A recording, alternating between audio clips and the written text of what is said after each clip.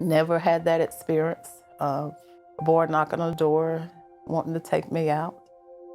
And I just figured it was me, my overweight, the way I looked. It terrorized me that I would never experience love.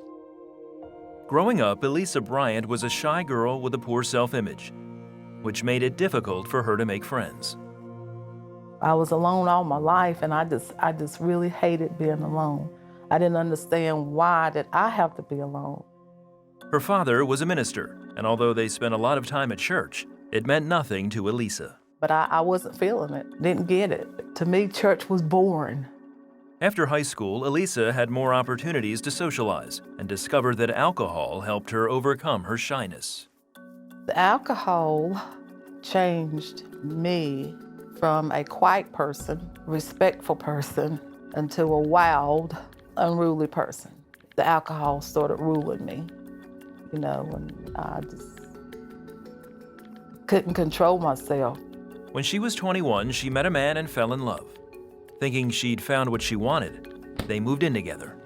That was the first time I had experienced love outside of my family, and I gave all I had. I thought that's what love was, But he was mentally abusive and never really loved her. And so that's where I increased my drinking.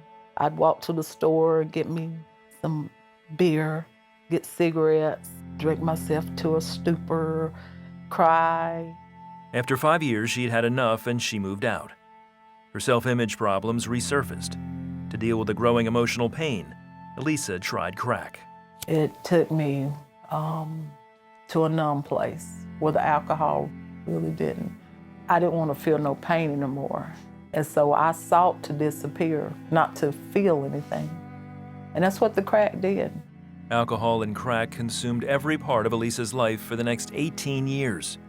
She was a functioning addict with no direction. Even though I would drink to try to find peace, the raging that was going in my mind and in my heart, that pain there, I just couldn't find it. But yet still I would drink and I would drink and I would drink. At 46, Elisa wasn't eating regularly and her body was wasting away. A cousin convinced her to check into a hospital for help, but Elisa had no desire to keep living. I went to the hospital to die, I really did. I didn't go there to come back home. I didn't think there was anything that the doctors could do, that I was just gonna die. I had no hope whatsoever. Doctors discovered Elisa's kidneys were shutting down. They began dialysis and flushed her system of drugs. Starting to think clearly for the first time in decades, Elisa thought back on her father's sermons about Jesus, and she found a glimmer of hope. My mind immediately went to the Lord because I tried everything else to cover the pain, to numb what was going on in my life.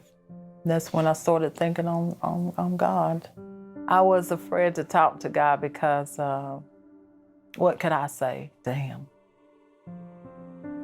How could I explain what I'd done, how I was living? Then one night, a nurse surprised Elisa by saying that Jesus was waiting to talk to her. I just cried. I just laid there in the bed and I would cry. In that stillness was when I was able to hear and feel God's sweet love. That's when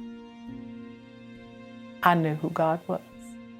Elisa found the Bible in her room and started reading. She stayed in the hospital another 25 days, reading her Bible and recovering. That Sunday, I went to church.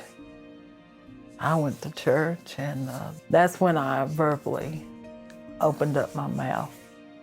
And I said, yes, Lord, and confessed my sins and that he saved me.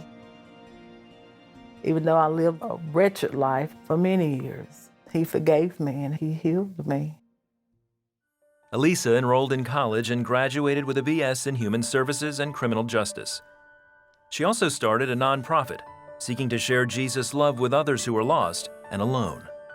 So that love that I've always wanted and desired is in Christ.